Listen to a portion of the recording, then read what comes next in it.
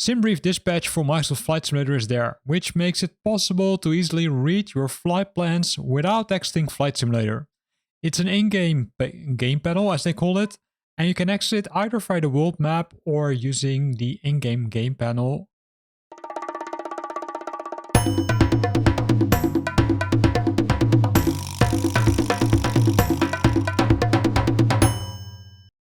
Simbrief Dispatch for Microsoft Flight Simulator has been released.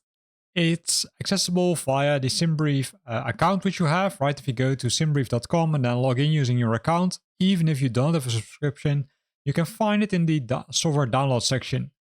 That's where you scroll down to the Simbrief Dispatch for Microsoft Flight Simulator and simply download it, which makes it possible to, let's say, plan your flights either from the world map or via the in-game game panel, right? So directly access it without exiting Flight Simulator. Now the installation is a little bit special because you can download it, but after you download it, you will have a zip file. In my case, zip file is over here, which contains another folder. And then you might think, hey, where do I need to put this one in? Well, what you need to do is you need to extract it to your community folder, right? So let's do that. In my case, my community folder is located in my C drive, right? C MSFS. And there I've got my community folder, and I can simply press select.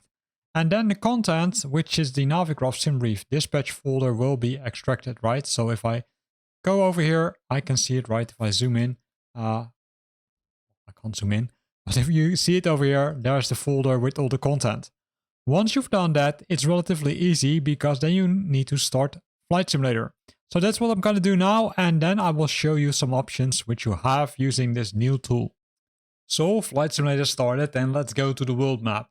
In the world map, you will see some differences. And the differences is, I would say, only a small one, but it's here. It's a Simbrief. So the first thing which you need to do is you need to make sure that you're signing in using your ID. Then once that's been done, it will retrieve all your information, like the subscription, the Simbrief username, as well as you've got some options to create a new flight. You can view the latest flight or also view the user guide. Besides that, also easily access to the support forum as to several other things, right? So that's really cool. You can see that all the other buttons are grayed out. That's due to the fact that I haven't been signed in, so I'm gonna sign in now. But I will hide that for now because I will assume that you know how to sign in. So once you've signed in, you can see that all the buttons are there, right? You can see the new flight, the edit flight, view flight. You can see saved flights, which will give you access to your saved flights. You've got the saved frames, the airframes. So if you imported, for example, the Salty 74S or the Phoenix A320 or the fly-by-wire A380X, then you will see those frames directly. And then you can either say plan directly from here, or you can use the buttons on the left side. Other than that, we've got the NOTAM and the weather, right, to retrieve the weather information, which can easily be used by, for example, providing the information, the ICAO code. And that will give you the information about the elevation, the local time, the transition altitude, as well as the transition level. And then, of course, the meter and the TAF data, as well as the ATIS, right? And that can be easily copied using these nice buttons, right, over here. And that can be done for all the parts, as you can see. So you can see that there is, I would say, also a history, as it looks like, because there are multiple ones over here. So it looks like that they changed some things, right? For specific for the runways in this case for Schiphol Airport, which makes it really, really useful. Are there any other options? Yes, you can press the view chart, right? If I do that right now, you will see nothing because I didn't select an ICAO region. If I do that, for example, I select, well, what shall I select? Let's say America 1, and then say view chart. It will show me the chart over here with some information. I can play it, right? That will show likely the weather changes which are coming here, which is really cool. Unfortunately, you can't zoom into this, which I think would be something nice if they would have added it. But likely they will add it in, I would say, a future version, which is pretty cool also. Besides that, you can also view the upper wind charts by clicking on these maps, right? What then will happen is that it will show you the weather also here, or the wind charts. But again, here the map is, I would say, really small, and I didn't figure out if there's a way to zoom in. So that would be, I would say, one of my recommendations to Navigraph is make sure that you can zoom into this map because it's kind of hard to see right now. Then we've got the performance and tools, and the performance and tools will be, say, I would say it would give you the option, that would be probably better wording, to figure out the performance data, right? You can see that you can select the multiple ones. You can, for example, select the Builds one and then perform your flight, right? You can search for the airport over here. For example, Amsterdam Airport, runway number 9. Then you can define things manually, or you can accept it. These are the default settings, of course. You can change the length in feet or in meters. You can change the weight in kilograms or pounds. And then you can define the other settings for the aircraft specifically, right? So the optimum settings, you can set the to-go and flex options, the bleed settings, the anti-ice settings, and then say populate the weather, which will retrieve the weather information if it's not populated yet. And then you can define the flex assume temperature as well as the improved climb, and then press the calculate option. Here it says, please specify an airport, runway, aircraft type, and takeoff weight.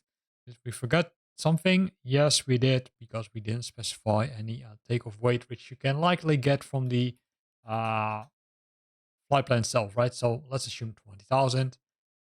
Based on that, it will give you the information here, right? This is the formatted view where you can see the takeoff performance, the takeoff limits, as well as the weather information. And we scroll down, we can see the runway information, as well as a nicely emulated or designed view of the airport runway, right? With the V1, the VR, and the V-rotate, or V-rotate and V2, sorry. And you can also see the raw output, which will give you this view. And this, again, can be copied if you want. But that's about if you want to use these tools. Let's now plan a flight from scratch, because you can also do that. So if you go back to the new flight option, you will see that you, I would say, almost can recognize the website of Simbrief/Navigraph, right? So for example, if I'm gonna fly, I will put in a random number, right? The KLM one. We're departing from Schiphol Airport, and where shall we fly to? Well, let's fly to EDDF. And if you want to search, you can also do that, because if you don't know the airport, you can either search it by name, ICAO code. You can search it by FAA code. No, you can't search by FAA code. Well, that's a pity. Frankfurt. But you can also search by airport name, right? So you can search either by ICAO code or by airport name or part of the airport name. In this case, I'm going to select this one. So I press select, then it will be automatically selected. Alternate is defined automatically, right? In case of worst, something worse happens with the airport. I will leave it now for now. And then you've got the option to choose the aircraft type. But if you want to use one of the custom ones, the custom airframes, which we discussed earlier, you can also select these ones over here, right? So in this case, I'm going to select for, let's say, what are we going to fly with? Well, let's take a smaller aircraft, right? Not a big one. Cessna 172. Well, let's do the Citation CG4, right? For example. Then it will load all the information about the airport or the aircraft, but also about the airports, and also it will figure out what the alternate airport is. So in this case, the climb profile will be set to 240, 64. Cruise profile will be MCR. Descent profile will be 2000 feet per minute. Fuel quantity, P00, and then these are the other information which it provides. Don't forget to change the registration. Unfortunately, not everywhere there's a question mark, right, which you can change, which would give you some more information. But there's always the user guide, which you can use to figure out what the options are. Then we're going to use the current RAC, which is the latest one. Lido layout, RAC 2411, which is active from the 31st of October 2024 up till the 27th of November, right? Here you can also see the previous RACs, but make sure that you're selecting the correct one. else it won't work. Keep in mind that in some scenarios, like in our case, with Flight Simulator, it could be that it's not using the latest RAC, right? So Flight Simulator, if you don't have a Navicraft subscription, then you likely are on a previous one, which is RAC 2410. So keep that in mind. Don't forget the units in kilograms, the flight maps. We want to have a detailed view. We want to have the taxi time as 20/8. IFR rules, scheduled flight, and then alternates 1, right? You can define more alternates if you want, but I would say normally this shouldn't be, I would say, an issue. Based on that, you can define the optional entries, such as the scheduled block time, the runway for departure, the runway for arrival. The altitudes are set to automatically, as well as the passengers, the freight, the payload, and the zero fuel weight. You can either change them, right, by setting it to full or set it to auto. Keep in mind that if you change this, that you also need to adjust the aircraft settings yourself, because they won't be likely changed automatically. If you're, I would say, an advanced simmer, then you might want to change the fuel planning, right? Where you can change the contingency, the reserve, the taxi fuel, and the FOB. And you can see that there are some question marks, which will give you some information, right? The FOB, fuel on board, that's where the name stands for. And then it will give you some explanations. For me, I'm perfectly fine with this. I'm not going to change this. But if you want, you can change it. The same thing is possible for the text entries where you can define these kind of things. You can see that by default it already rendered the flight, right? You can analyze it. So if you're making manual modifications by typing some things here, it will directly adjust it. And you can press the analyze route to make sure the route is still, I would say, applicable. Besides that, you have several options on the bottom. Like normally you would have a Simbrief using the view all routes option where you can select different ones. Once you're happy with it, well, you can generate it, but you can also compare flights, right? For now, we're just gonna click generate flight, which will take a few seconds. After that, it will provide you some nice things. So what are those things, right? It's the flight info, right? It will provide you with the flight summary, the load sheet, which is also very useful, as well as the route, the dispatch remarks, and then we've got the A to C flight plan, which is over here, which you can copy and paste. And you also have the briefing preview. And for those who are unaware about the context or the template of this, you can press the how do I read this briefing because it contains a lot of useful information. Likely I will create a separate video for this because it's so much information that we're not going to go to it in this video. Right? If we scroll down, you can check the runway analysis, right? About the specific runways which we're going to use. You can check the flight maps, which will give you this view. And in some cases, they give you multiple views. In this case, 1 out of 3, 2 out of 3, 3 out of 3, and you can see the differences, right? Wind directions, etc. Then some information about the airports. So the details about the departure airport, including the weather information, but also including some other information such as ATIS, VetSim and eval, right? If you're using third party or external ATCs. And same thing is applicable for the arrival airport and the alternate airport. And then you can simply select flight plans, download if you want to download the flight plan, if you would like to do that. But there's now a nice option, which is import into Sim. So if you do this, it will automatically import the flight plan in Flight Simulator. As it already says, please do not interact with the simulator, because what it's doing in the background, it automatically loads the flight plan into Flight Simulator. And once it has been imported, it should give you a notification. So here you can see it's now finished, so we're good to go, right? So we can close this window and then continue.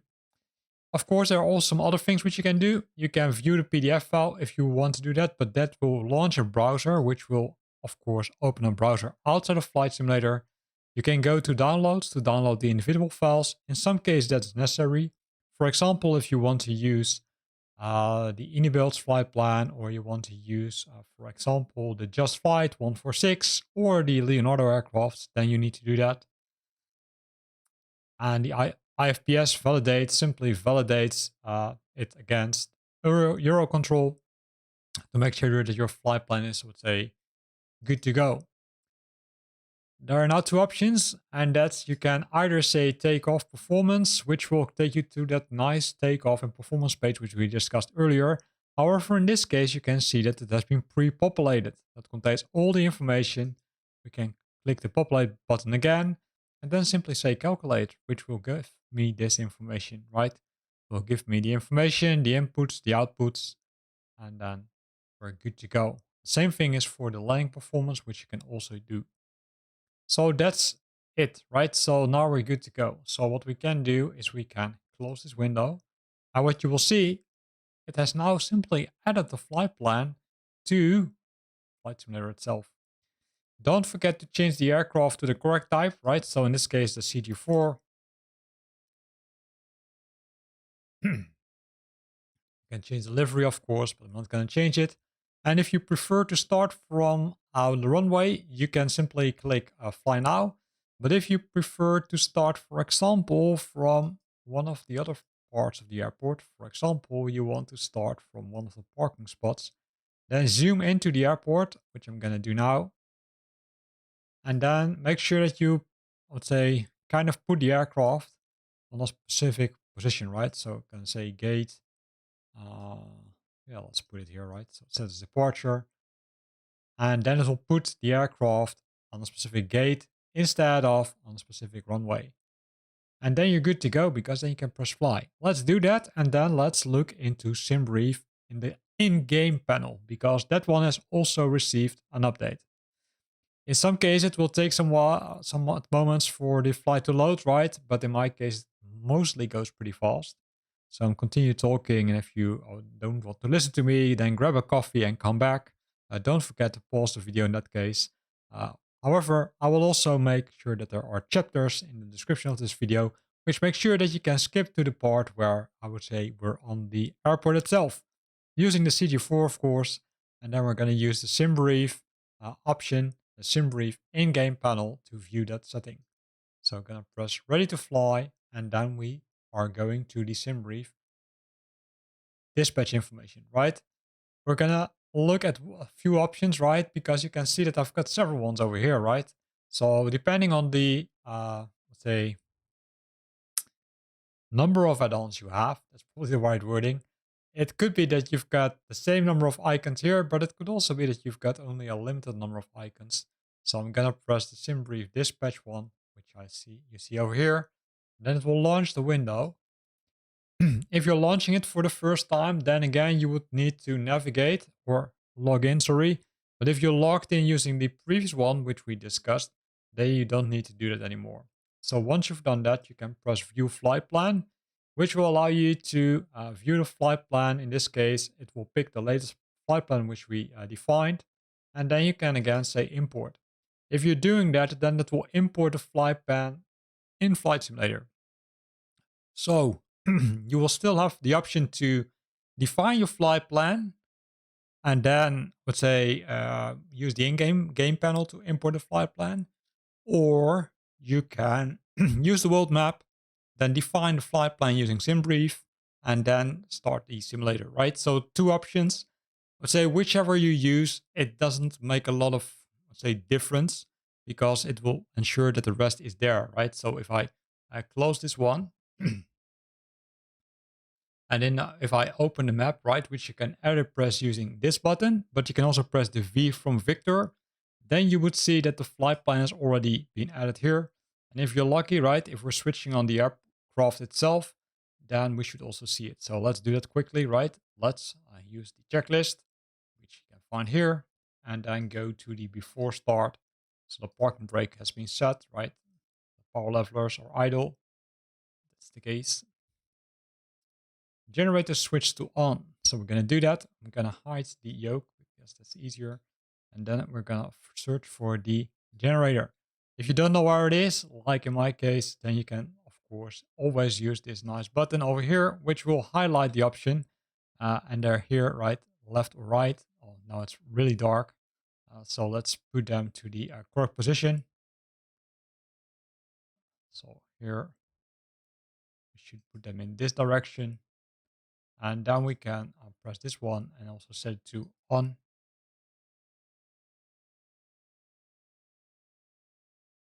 And then if we're lucky, things will start to turn on.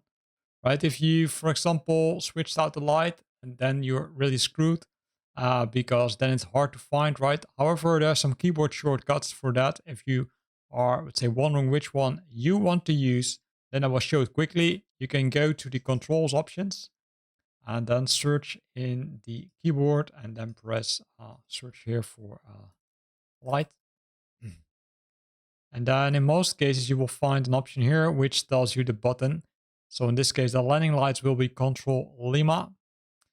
But if I'm correct, there's also an interior light, which is the toggle flashlight, which is the Alt and the Lima. So let's press that key because now it's a little bit dark, right? So here you can see that I now switched it on.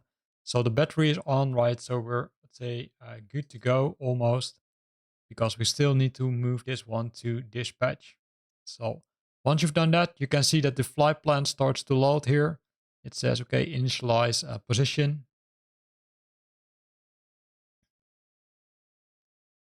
First, I need to press execute, next position in it.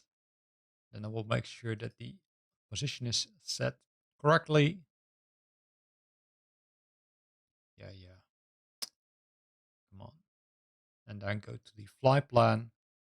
And with that, you will see that the flight plan has already been imported, right? So you don't need to do any things anymore because the flight plan is already there, including, let's say, the different parts of the flight, which means including the standard instrumental departure, the SID if you defined it, but also the standard terminal arrival route or approach which you defined in the flight plan.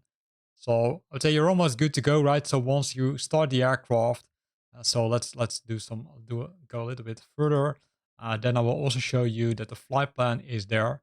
So we're gonna press this one, and then once it's there, right, we need to keep an eye on this nice display and wait till it's above 25. So roughly 20, 25. Then we can continue. So this is the N2, right? This is the N1. So that one is good.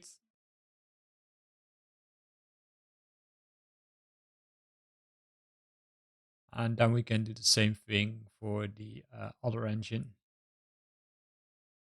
So also start that one. Then it will likely move the other one also to the good position. And then we're, I would say, almost good to go, because then we can click these items and go to the avionics master, which you will find over here, move it up in the correct position, tick the box, make sure that the lights are turned on right. The beacon light, the navigation light, the strobe, taxi light can be switched on if you want. And then you're, I would say, almost good to go. And what you see now here is that it already defined the flight plan also here, right? You can see the direction in which you need to fly. Also on the other displays, right? While we're waiting till the HDG ATT alignment. So do not taxi. So don't do that, because then you're screwing up the alignment. And here we go. We're ready to go, ready to move or to fly to Frankfurt Airport. And this is also where we end this video. So in this video, we looked at a few things. The first thing is we looked at how to download this new cool tool from our friends from Navigraph. It's a free tool. You don't need to have the subscription. The only thing you need to do is download it. So log into your account, go to the software downloads, download it, extract it in a community folder, then you're good to go. Next thing is we looked at the Simbrief integration now in the world map, which is really a cool option, because you can now define your flight plan directly on the world map. And then the most cool thing is that you also can import it. So previously you need to download the flight plan and then import it, but now you can do it by using that really cool utility. If for some reason you want to make some changes or you forgot to create a flight plan, then you can use that last tool which we looked at, which is also part of that same utility. It's the Simbrief Dispatch, which will allow you to say make those changes and then directly import it in Flight Simulator. And if you're lucky, it imports it also directly inside the aircraft. I tested it with the basic aircrafts in Flight Simulator. That works. I didn't test it yet with some third-party aircrafts, but we'll likely do that and we'll keep you posted about that, how that experience is. Thanks for watching this video. I hope you liked it. If you want to use this tool, then have a look at the description of this video, which contains a link to the download tool, or the download of the tool. And of course, I wish you happy flying using this great tool and happy flight planning using this nice tool from Navigraph called the Simbrief Dispatcher.